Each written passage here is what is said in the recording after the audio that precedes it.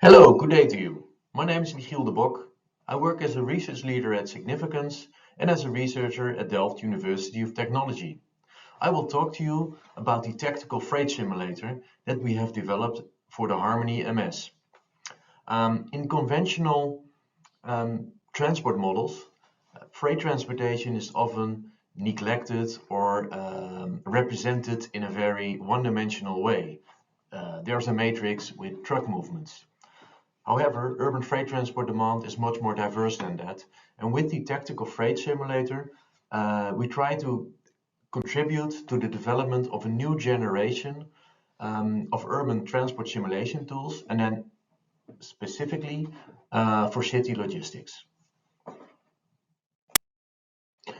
The outline of the presentation about the tactical freight simulation is as follows. First of all, I will give an introduction and explain the background of a tactical freight simulator. So, what is the purpose of such a simulation tool? Next, I will discuss the broad architecture of the whole simulator. Then I will continue diving more into the details of all the individual logistic choice models in there. And then finally, also show illustrations of the usage of the model. Now, to explain a bit the background and the motivation for developing the tactical freight simulator. This can best be explained by telling you the story of Jos. Jos is an important partner in the Harmony project, and he's a city planner for the city of Rotterdam. As a city planner, he's responsible for all the city logistic operations. On the one hand side, he has to facilitate logistic developments, and on the other hand, he has to meet all kinds of policy objectives. And this is a complex playing field. On the one hand side, public policies are becoming more and more ambitious in terms of climate targets, so the reduction of CO2 emissions is very important, but also cities are becoming more dense, and keeping the city accessible is an increasing challenge. On the other hand, in city logistics, there are a lot of developments in technology and services, and these need to be facilitated in the development of city logistics. We have the rapid growth of e-commerce, there are road user charges putting in place in different countries throughout Europe.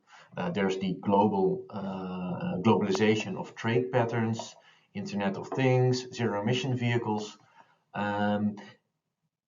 And people like Jos, they have to make an evaluation or a trade-off of what kind of policy measures are most efficient in reaching the policy objectives.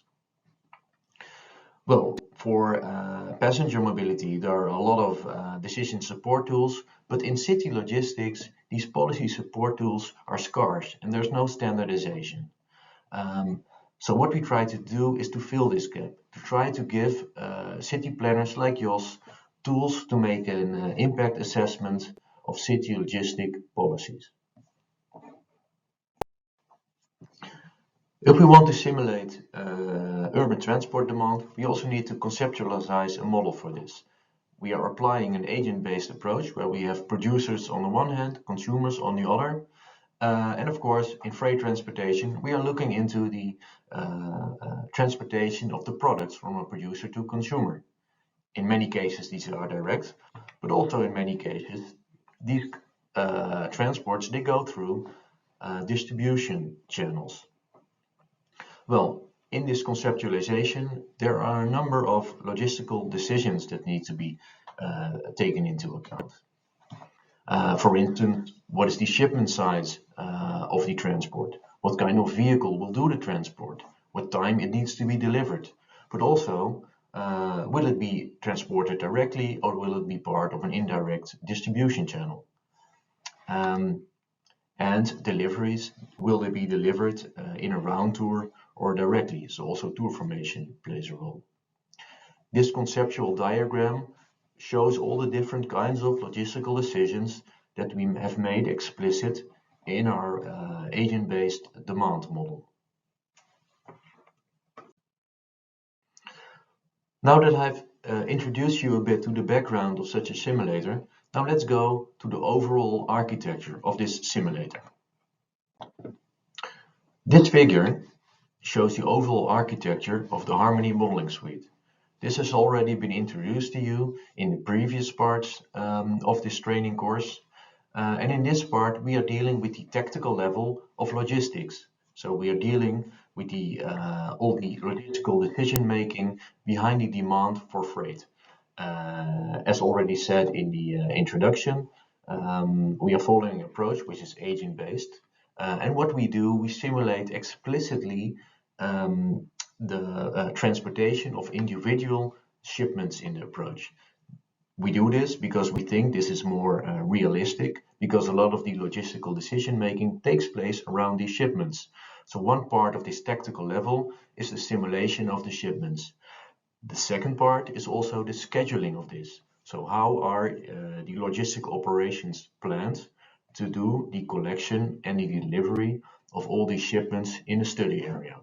This is what the tactical level freight simulator does. The results are individual schedules of deliveries during the day. These can be input, for instance, to the operational level vehicle simulators, or it can also be used in a static traffic assignment. Now, if we go into this layer of the tactical freight simulator, we have set the model up in a modular structure. So first of all, in the top layer, we have the longer term tactical decisions behind the shipment and parcel demand. So this module simulates all the individual shipments and parcels in the study area. Next, there's a scheduling module, which does the daily decision making, which includes the formation of round tours for the collection and delivery of these shipments, and also the time of delivery for the shipments. Finally, in an auxiliary layer, we also have a network module that determines the route choices of each individual freight vehicle and also calculates the emissions. And the network module also provides the necessary level of service for all the transport time and cost calculations that we do at the shipment and tour level. Well, the tactical freight simulator, it's also evidence-based. We make use of a big truck trip diary database from which we could derive all the logistic choice models or logistic descriptive statistics to use in Monte Carlo simulation. Also, the approach is agent and shipment based, as mentioned earlier, and we have a modular structure. Now this diagram shows a more technical description of this modular layout, and this shows more the functional and software design, where we see the different functional modules and the most important data sets between the modules. So first of all, we have at the long-term decision level, we have the shipment module. This module simulates it starts with the total commodity matrix, so the total demand for goods in the transport area, and it simulates in a stepwise procedure the discrete set of shipments that are to be delivered and collected in the study area. The second step are the daily logistic decision making. So once we have all the individual shipments that come from specific producers or that go to particular receivers or they come from particular distribution centers or transshipment terminals, then we simulate the scheduling. And the scheduling involves the formation of round tours, so which shipments are being consolidated in a round tour with multiple shipments, and also at what time of the day. Well, the results are tours, can also be written as strips, and the results they can be used to derive all kinds of indicators, like what's the average payload of the vehicles, or what are the emissions. And to calculate the emissions, we have a module that does that determines all the routes of the individual vehicles on the network. This module can also be used to derive the level of service from these networks. What the figure also shows is the different broad demand categories. So until now, I was talking about the delivery of shipments. This is the conventional commodity and freight demand deliveries. But we also have a module for microfreight, for parcel demand. Parcel demand is becoming more and more important in the urban freight transportation because there are a lot of light commercial goods vehicles that are used for the delivery of parcels. And in the same way as conventional freight transport, we have a demand level module, the parcel demand module, and then also a scheduling module for the daily decision making and the formation of round tours for the delivery of all these parcels. And the last subset of demand segment is the use of light commercial vehicles for service trips.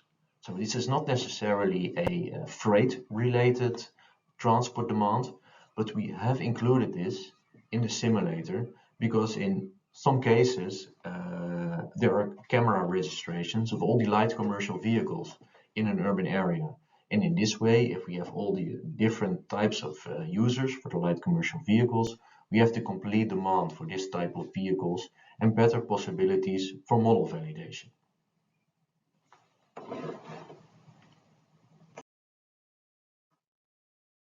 Now, in addition to the technical design from a software perspective of the technical freight simulator, I also want to mention briefly some of the data requirements for setting up such a software system.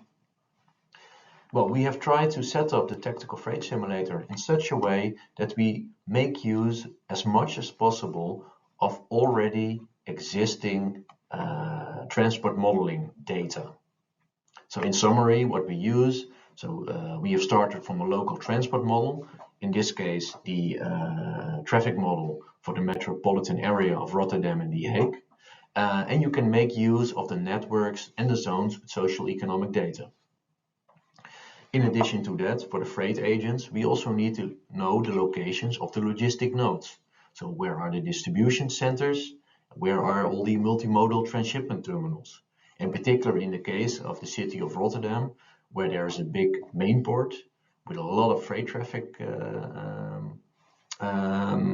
going through the port and also generating a lot of road freight traffic.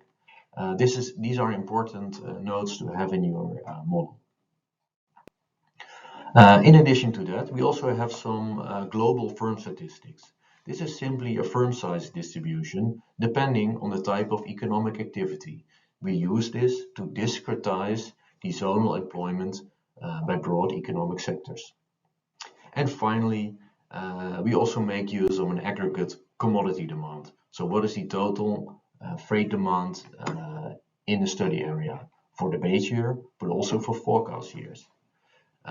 We have set the system up in such a way that we are using existing forecasts from strategic freight demand models, so we can make an integrated analysis with our detailed simulator, also with the more broader national models. Optionally, if you also have available additional data from model calibration, you can think of freight trip diaries. In our case, we could make use of an extensive freight trip diary that was collected in the Netherlands. I will tell more about this later. And we also made use of truck counts to calibrate the intensities on the networks or to do model validation. And another type of source which is often used for such type of models is establishment surveys. So at the receiver side of urban goods transport, a survey which collects information about the number of shipments being ordered or being received by different types of firms.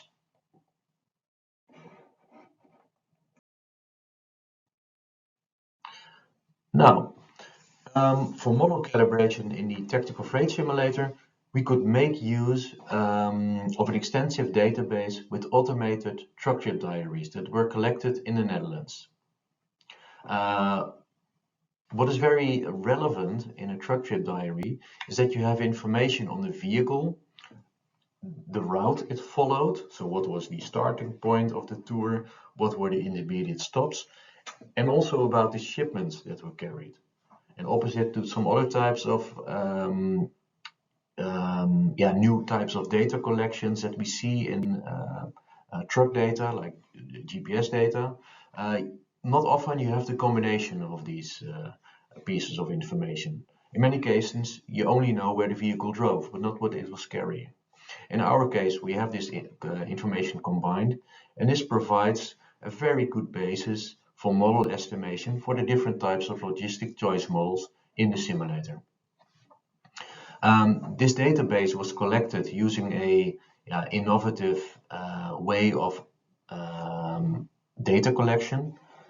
Carriers that were asked to fill in the survey,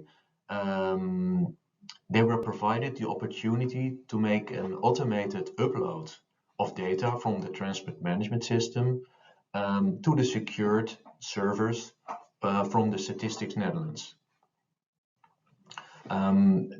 This decreased a lot the burden of filling in such a survey, all these truck trip diaries, and it also yields an immensely dense data set with a lot of truck trip data. So in total, there were millions of individual trip data in this raw XML file.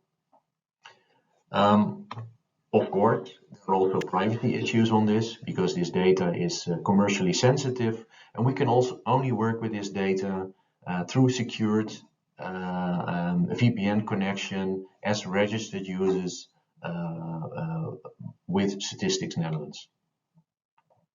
And what we did on the service, we were estimating our logistic choice models, or we could derive all kinds of necessary descriptive statistics from the data that we could make use of in the implementation in our models.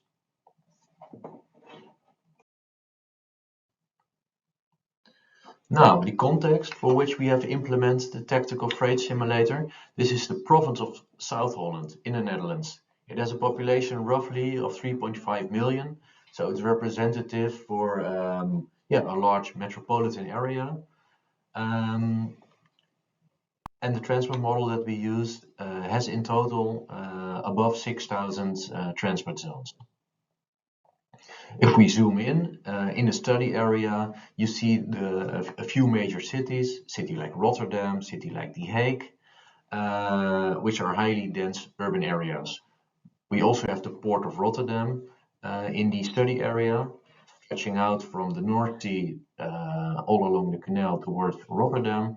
And there are a lot of there's a lot of port activities around this. This is an important generator also of freight traffic, and subsequently in the study area there are also a lot of logistic activities taking place. So a relevant case bed for the tactical freight simulator. Now to explain very shortly the tactical freight simulator only in 6 figures, I'd like to show you the following. So what the simulator does, first of all, it starts from a total synthetic population of firms in a study area. This population of firms, from this you can calculate the total shipment demand. So this illustration in the middle, it shows the total freight demand by zone, by types of commodities. These are then simulated into individual shipments. In this case, you see all the shipments that are being transported between the distribution centers in the study area, also highlighting that we are also looking into distribution channel choice. There's tour formation, so all the individual shipments, they are being transported. In this case, the figure shows all the shipments that are being delivered from one of the distribution centers in the study area, and you see graphs that show the schedules on a daily basis for all the vehicles from this distribution center. In some cases direct tours, in some cases round tours for all the deliveries. Knowing all these schedules, you can also determine the vehicle paths and determine the intensities of the freight vehicles on your network and derive indicators like emissions. And finally, based on this, all these detailed results, you can also generate aggregated indicators, for instance, for emissions by different logistic segments. Well, so in a nutshell, to keep it very simple, these are the types of steps that the model takes and the types of information that you get out of it. Well, this was the background and the design of the model architecture. And in the next part of this course, I will explain in more detail all the logistical choice model behind this simulator.